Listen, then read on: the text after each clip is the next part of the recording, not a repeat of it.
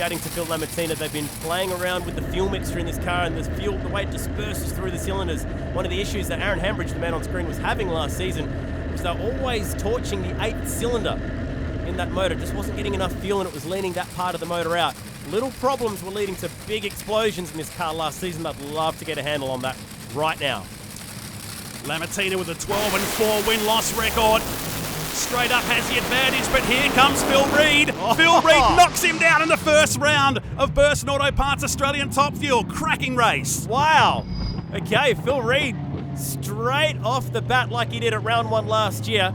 First and second in the championship last year have already lost in the first 2 races of season 2.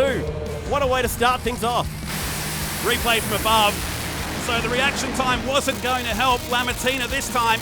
In the Fuchs Lubricants car, right-hand side, Phil Reid, classic Phil Reid, just mowed him down. See the nitro pouring into the air here at Alice Springs. We'll just slow it down. It's about as slow as you'll ever see a Top Fuel car. Yeah, that was a seriously impressive run from Phil Reid and his brother Bruce getting that tune up right. You can see Phil Lamattina's car already almost straight from the head of the throttle. It was putting out cylinders on that right side. Loads of raw nitro hazing out.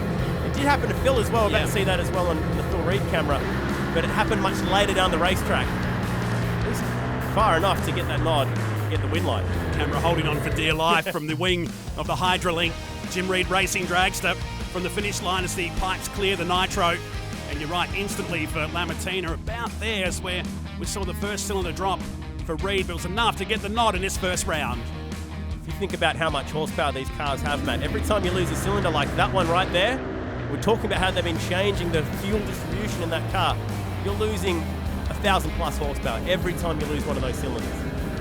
Remember, 12,000 horsepower, so you can afford to drop one every now and then, I guess. I'm joking. Oh, how's that for a finish? And it's always been an estimate because you can't put one of these cars on a dyno.